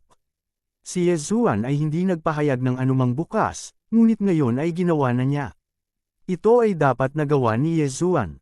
Dahil iyon ang kaso, tatalunan niya si Yezuan sa sarili niyang laro at susundin ang kanyang plano. Bata, ikaw ay talagang isang henyo, ngunit ikaw ay napakabata pa, mamatay. Napaisip ang nasa katanghaliang gulang na lalaki. Sa sumunod na sandali, nagsimulang umihip ang malakas na hangin sa paligid ni Yezuan. Pangalawang antas ng ultimate move ng Windblade, Deathstorm. Nagulat si Yezuan. Naisip niya na ang nasa katanghaliang gulang na lalaki ay may isang uri ng makapangyarihang martial art.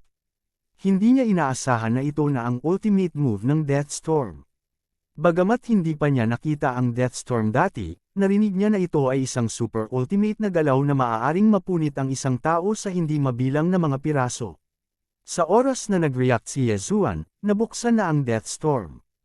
Ang pinakahuling hakbang na ito ay katulad ng raging flames incinerate the heavens. Kinailangan ito ng ilang oras upang mag-charge. Kung ang isa ay hindi nakaiwas kaagad, ito ay magiging lubhang mapanganib. Whoosh whoosh. Nagsimulang umihip ang Deathstorm kasama si Yezuan sa gitna nito. 10,000 Windblades ang sumalakay.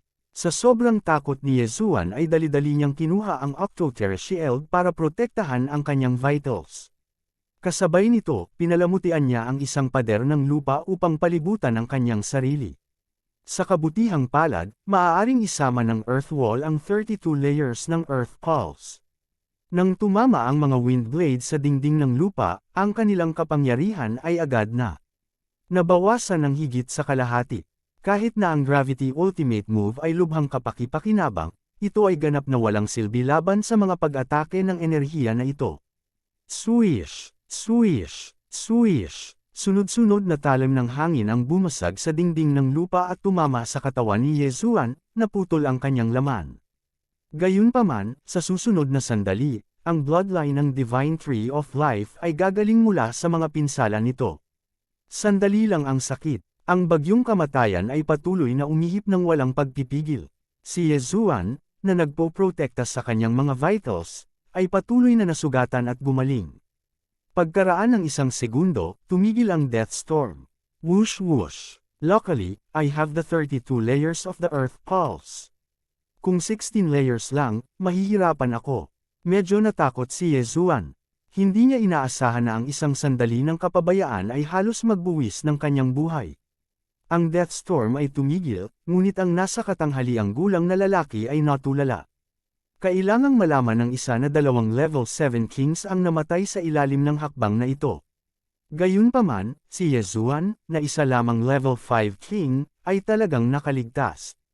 Hindi lang iyon, nakaligtas din siya nang hindi nasaktan. Buti na lang sira-sira ang damit niya. Imposible ito. Alarma na sigaw ng nasa katanghaliang gulang na lalaki. Haha, walang imposible dito. Kung saan, kailangan kong magpasalamat sa iyo para sa paglipat na ito.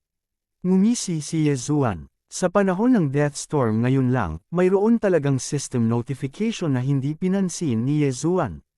Hindi ito maaaring makatulong. Kanina lang palagi niyang hinaharangan ang mga Windblades. Kung na-distract na naman siya, naputol na ang ulo niya. Sinulyapan lang niya ito pagkatapos tumigil ang Deathstorm. Ding! Naintindihan ng host ang Windblade Ultimate Move. Ito ang notification ng system ngayon lang. Sa Death Storm, talagang naintindihan ni Yezuan ang Windblade Ultimate move on the spot. Sir, may iba pa po ba kayong trump card? Bakit hindi nyo gamitin lahat? Tahimik na tiningnan ni Yezuan ang nasa katanghaliang gulang na lalaki. Mayroon lamang tatlong uri ng Windblade Ultimate Move, Windblade, Wind Acceleration, at Wind Fetters. Nakita na niya ang pangalawang level ng Windblade Ultimate Move, Death Storm, ngunit hindi pa niya nakita ang pangalawang level ng Wind Fetters Ultimate Move, Wind Space. Ang Wind Space ang pinaka-gustong maunawaan ni Yezuan. Ito ay dahil ang Wind Space at Gravity Space ay maaaring tumaas ang kanyang lakas ng hindi bababa sa 10 beses. Kabanata 679. Ang Splitting Cloud Pirates. Gulat na tinitigan ng nasa katanghaliang gulang na lalaki si Yezuan.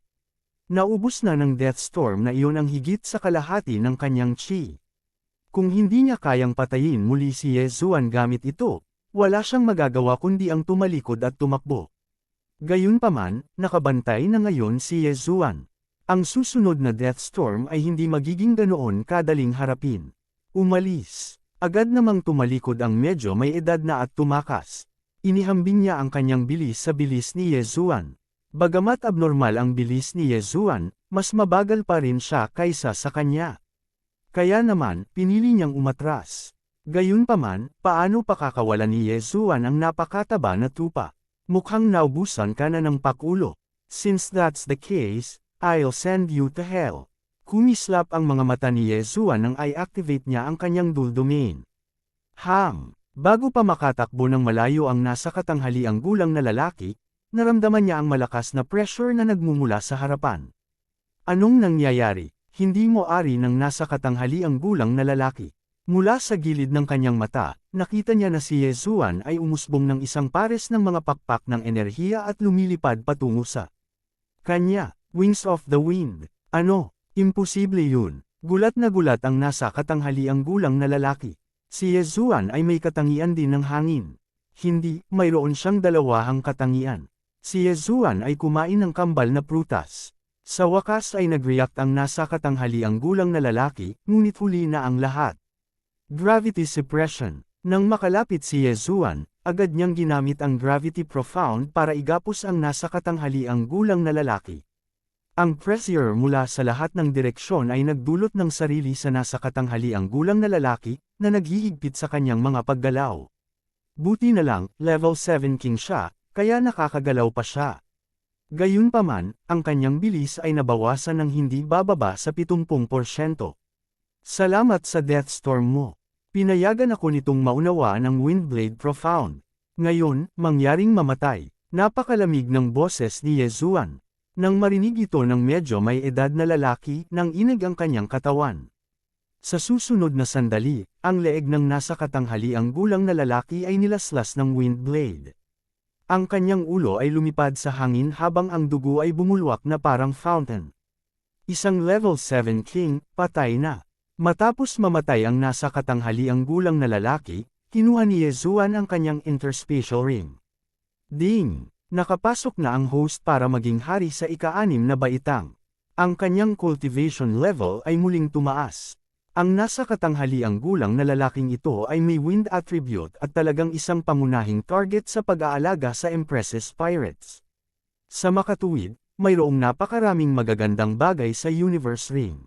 Bago ako makalusot, kaya kung pumatay ng level 7 king kahit na hindi gumagamit ng bawang sword. Ngayong nakalusot na ako, dapat kaya kong lumaban sa isang king sa ika-9 na baitang, di ba? Kinaikit ni Yezuan ang kanyang mga mata. Ang malalim na kahulugan ng pagpapabilis ng hangin, kasama ng puwersa ng gravity space, ay pinahintulutan ang kanyang bilis na malampasan ang bilis ng isang level 8 king. Kasama ng kanyang iba't ibang bloodline at iba pang mga kadahilanan, mayroon nga siyang kakayahan na labanan ang isang ika-9 na ranggo ng hari. Kung ganoon, puntahan natin ang Empress Pirates at tingnan kung ano ang hitsura ng sikat na Empress of the Chaotic Astral Ocean. Gumawa ng plano si Yezuan sa kanyang isipan. Siyempre, bago pumunta sa Empress's Pirates, gusto niyang makalusot muli. Ito ay mas ligtas sa ganitong paraan. Kapag nakapasok na siya sa ika-7 baitang, papasok siya sa pangunahing rehiyon ng teritoryo ng Empress. Sa oras na iyon, sino ang makakapigil sa kanya? Matapos patayin ang nasa katanghaliang lalaki, mabilis na umalis si Yezuan. Sa pagkakataong ito, gusto niyang pumunta sa isang mataas na antas na lugar kung saan mayroong mga pangkat ng pirata sa ika-6 at ika-7 baitang. Kaagad, kinuha niya ang nautical chart ng nasa katanghaliang gulang na lalaki at nagmamadaling tinungo ang lugar na iyon. Matapos makalusot, muling tumaas ang bilis ni Yezuan. Makalipas ang 3 araw, nakarating siya sa lugar na iyon. Maaaring kontrolin ng isang pangkat ng pirata sa ika-6 na baitang ang 4 na isla, ngunit kadalasan ay nagtitipon sila ng malaking bilang ng mga eksperto sa isang isla. Sa oras na ito, ang target ni Yezuan ay isang lugar na tinatawag na Shattering Cloud Island, na inookupahan ng Shattering Cloud Pirates. Kasabay nito, ang Shattering Cloud Pirates ay isang subordinate force ng Empresses Pirates. Gayunpaman, walang pakialam si Yezuan kung sino siya. Kahit na pareho ang pangalan mo sa unang sekta na pinasok ko, mahabagin ako. Mahina hong ngumiti si Yezuan. Nang marinig ang pangalang Shattering Cloud, hindi niya maiwasang isipin ang Shattering Cloud sect na isang sekta na tinuluyan niya sa loob ng mahabang panahon. Doon, nakilala niya ang isang babaeng alagad na may crush sa kanya, si Guan Yulan. Sa kasamaang palad, si Guan Yulan ay kinuha ng isang misteryosong eksperto nang siya ay pumunta sa Imperial Capital upang lumahok sa Imperial Capital Tournament. Ang kanyang kinaroroonan ay hindi pa rin alam. Noong panahong iyon, naghinala sila na maaaring pumasok siya sa mga isla sa paligid ng Tianshui Continent o sa Chaotic Astral Ocean. Gayunpaman, napakalaki ng mundo kaya hindi naging madali para kay Yezuan na mahanap siya. Hoy, anong ginagawa mo sa labas ng Shattering Cloud Island? Biglang, isang malakas na dagandong ang pumasok sa tainga ni Yezuan. Ito ay ang bantay ng Shattering Cloud Island sa kanyang harapan. Hinayla ng boses niya si Yezuan pabalik sa realidad. Sa ngayon, mas mahalaga ang pag-atake sa isla. Hehe, gusto kong salakayin ang isla. Nakangiting sagot ni Yezuan. Hahaha anak, bumalik ka sa pinanggalingan mo. Alam mo bang 6th grade king ang leader natin? Tumawa ang guard. Gayunpaman, sa susunod na sandali, isang malakas na dagandong ang pumutol sa kanyang pagtawa. Bang! Direktang nilaslas ni Yezuan ang isang sinag ng espada na si Chi sa proteksyon na hanay ng isla. Ito ay isang isla na inookupahan ng isang pangkat ng pirata sa ika-6 na baitang. Ito ay mayaman sa mga mapagkukunan, kaya ang proteksyon na hanay ng isla ay natural na malakas. Gayunpaman, hindi ito nararapat na banggitin kay Yezuan. Siya ay talagang mas malakas kaysa sa mga nakatagpo ko noon. Napaisip si Yezuan habang inilalabas niya ang bawang sword. Whoosh! Ang sinag ng sword chi ay nahati sa 8 at pagkatapos ay nagsanib pabalik sa isa, na humahampas sa proteksyon na hanay ng isla. Bawang sword chi. Sa isang iglap, isang malaking butas ang nabuksan sa proteksyon na hanay ng isla at ito ay dahan-daang inaayos. Gayunpaman, sa parehong oras na ang proteksyon na hanay ng isla ay inaayos, isang figure ang sumugod sa butas. Ikaw, nagulat ang guard. Si Yezuan ay lumitaw sa Shattering Cloud Island sa isang kisap mata. Sa sobrang takot ay muntik na siyang maiihi sa pantalon. Pasensya na, sabi ni Yezuan habang lumalapit at hinubad ang kanyang universe ring. Ang gwardya na ito ay talagang isang hari. Bagamat hindi siya masyadong malakas, isa pa rin siyang hari sa ika-3 baitang. Gayunpaman, ang ganitong uri ng lakas ay hindi nagkakahalaga ng pagbanggit sa harap ni Yezuan. Bago pa makapag-react ang Shattering Cloud Pirates, direktang umatake si Yezuan. Hindi inaasahan ng Shattering Cloud Pirates na may makakalusot sa protective array ng isla, kaya hindi nila itinago ang kanilang aura. Madaling nagkulong si Yezuan sa isang posisyon. Hindi maganda, kailangan nating ipaalam sa pinuno. Nag-react ang guard at nagmamadaling sumigaw sa langit, enemy invasion. Ang dagandong na ito ay sumigaw ng buong lakas ng gwardya. Ang kanyang boses ay sapat na malakas upang maabot ang Shattering Cloud City, na hindi kalayuan mula sa pasukan ng Shattering Cloud Island. Ang bilis ng paghahatid ng tunog ay higit sa 300 metro bawat segundo. Ang mga ordinaryong mandirigma ay maaaring lumampas sa bilis ng tunog. Gayunpaman, pagkatapos na maihalo ang true energy, ang bilis ng paghahatid ng tunog ay tumaas ng 100 beses, o kahit 100 beses. Bago pa marating ni Yezuan ang Shattering Cloud City, may ilang tao na ang nagmamadaling lumabas. Kabanata 680, Nawasak na pinuno ng sekta ng ulap. How dare you sneak into the Shattering Cloud Island? Hindi mo talaga alam kung ano ang makakabuti para sa iyo. Ungol ng isang level 6 king. Siya ang vice leader ng Shattering Cloud Pirates. Malalaman mo kung sino ang hindi nakakaalam kung ano ang makakabuti para sa kanya. Malamig na ngumiti si Yezuan. Gayunpaman, nang siya ay aatake na, bigla niyang nakita ang isang figure na lumilipad patungo sa kanila. Isa rin itong level 6 king. Sa orihinal, hindi maaakit ng taong ito ang atensyon ni Yezuan. Gayunpaman, nang makita ni Yezuan ang mukha nitong level 6 king, ang kanyang katawan ay nanginginig ng husto. Nakita na niya ang taong ito dati. Nakita niya ito minsan. Natigilan si Yezuan. Anak, paano ka nakapasok? Tanong ng pinuno ng Shattering Cloud Pirates. Nakita na niya ang lahat ng hari sa Shattering Cloud Island. Nang sumalakay ang Shattering Cloud Pirates, mayroon talagang ilang mga katutubong hari, ngunit ang kanilang mga kaharian ay hindi mataas. Gayunpaman, ang aura ni Yezuan ay napakalakas na hindi ito mas mahina kaysa sa kanya. Sa makatuwid, natukoy niya na si Yezuan ay isang tagalabas. Nakatuon ang tingin ni Yezuan sa pinuno ng Shattering Cloud Pirates. Maya-maya, gulat na tanong niya, ikaw ang Shattering Cloud Sect Leader. Tama yan. Nakita na niya ang pinuno ng Shattering Cloud Pirates dati sa Omniscient Mirror ni Lin Wenyo. Sa oras na iyon, nakatayo ang Shattering Cloud Sect Leader sa isang malaking ibon, kasama ang isang misteryosong matandang babae at si Guan Yulan. Nang marinig ng pinuno ng Shattering Cloud Pirates ang mga salitang Shattering Cloud Sect Leader, nang inig din ang kanyang katawan. Gulat na tanong niya, sino ka? Paano mo nalaman? Panipi, gaya ng inaasahan. Kinumpirma ng sagot na ito ang mga hinala ni Yezuan. Hindi nakakagulat na ang mga pirata ay tinawag na Shattering Cloud. Siya ang Shattering Cloud Sect Leader. Ako si Yezuan, isang disipulo ng Shattering Cloud Sect. Nagmamadaling iniulat ni Yezuan ang kanyang pangalan. Bagamat marami na siyang pinagsamahan, disipulo pa rin siya ng Shattering Cloud Sect. Sa mundong ito, hindi problema ang magkaroon ng maraming master sa parehong oras. Ano, isa ka bang disipulo ng Shattering Cloud Sect? Paano ito posible? Nagulat ang pinuno ng Shattering Cloud Sect. Nasaan ang Shattering Cloud Sect? Heavenly Water Continent. Sa Heavenly Water Continent, mayroon lamang mga Divine Core Warrior. Nang umalis ang Sect Chief ng Shattered Cloud Sect, napakababa ng kanyang cultivation level, siya ay nasa True Spirit Realm lamang.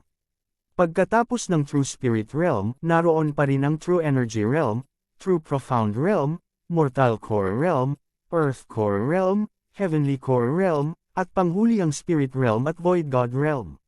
Sa ngayon, isa na siyang Level 6 Void God Realm King, na maraming beses na mas malakas kaysa sa True Spirit Realm King. Sinong mag-aakala na ang isang tigang na lupang tulad nito ay magbubunga ng isa pang antas-anim na hari? Ako ay disipulo ni Vice Sect Leader Zhou Kang. Sinabi muna ni Yezuan ang kanyang pagkakakilanlan bago nagtanong, Sect Master, gumamit ako ng espesyal na paraan para makita kang umalis kasama sina Guan Yulan at Qingyu. Nasaan sila? Matapos marinig ang unang kalahati ng mga salita ni Yezuan, ang Sect Master ng Shattering Cloud Sect ay nakatitiyak na si Yezuan ay mula sa Heavenly Water Continent. Gayunpaman, nang marinig niya ang ikalawang kalahati ng pangungusap, nagdilim ang kanyang ekspresyon. Mas mabuti kung hindi ka magtanong, sagot ng sect leader ng Shattering Cloud Sect. Bakit? Gulat na tanong ni Yezuan. Ang sect leader ng Shattering Cloud Sect ay huminto saglit bago sinabing, sige, sa palagay ko walang masamang sabihin sa iyo.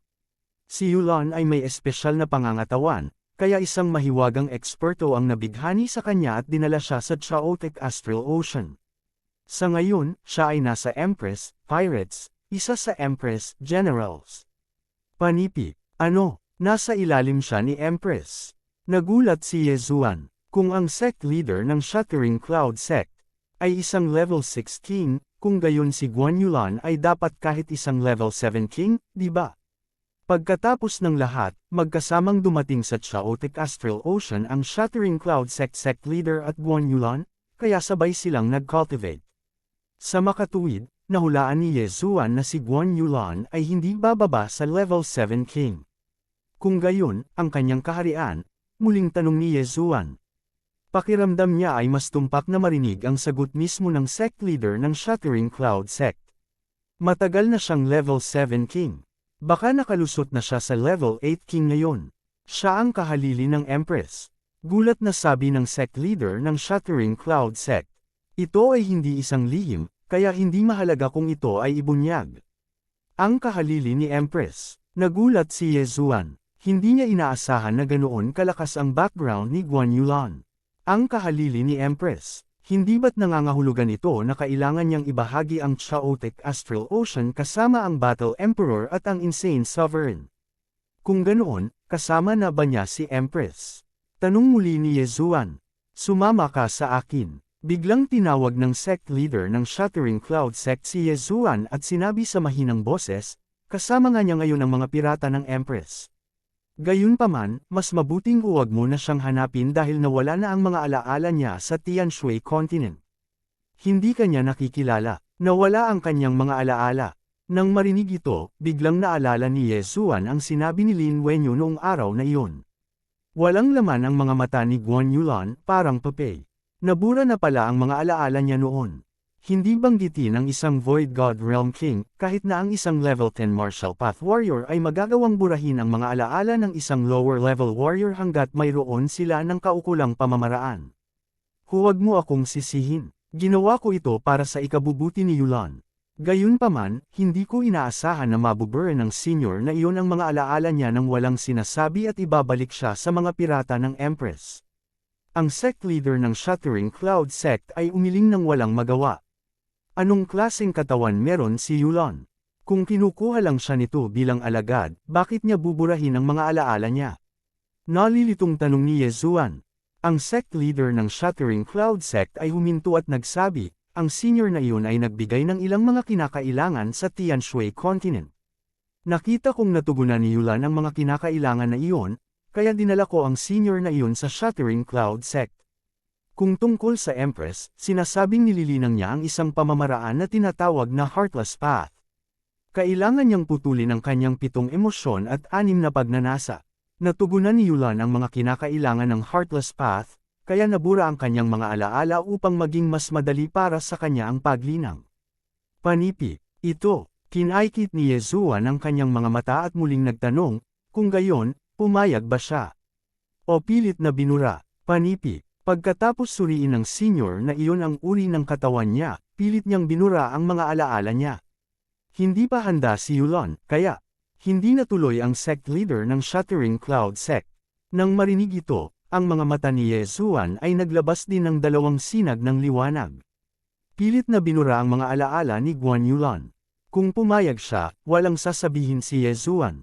Gayunpaman, ang kanyang mga alaala ay pilit na nabura, kaya't ito ay may kinalaman sa kanya.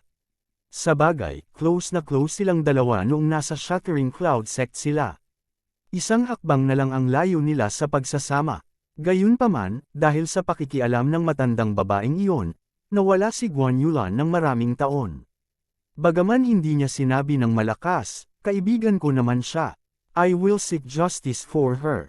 Gumawa ng mental note si Ye Zuan. Para naman sa sect leader ng Shattering Cloud sect, hindi siya sinisi ni Ye Zuan. Kung tutuusin, nasa True Spirit Realm lang siya noong panahong iyon. Ang misteryosong matandang babae na iyon ay maaaring patayin siya sa isang pag-iisip lamang. Sino ang matandang babae na iyon? Tanong muli ni Ye Zuan. Bichengxia ang pangalan niya. Nag-iisang pinalaki niya ang Empress. Gaya ni Yulan, siya ang kanang kamay na babae ng Empress. Sagot ng sect leader ng Shattering Cloud sect. Ang kanang kamay niyang babae. Nangangahulugan ito na ang Empress ay higit na nagtiwala kina Guan Yulan at Bichengxia.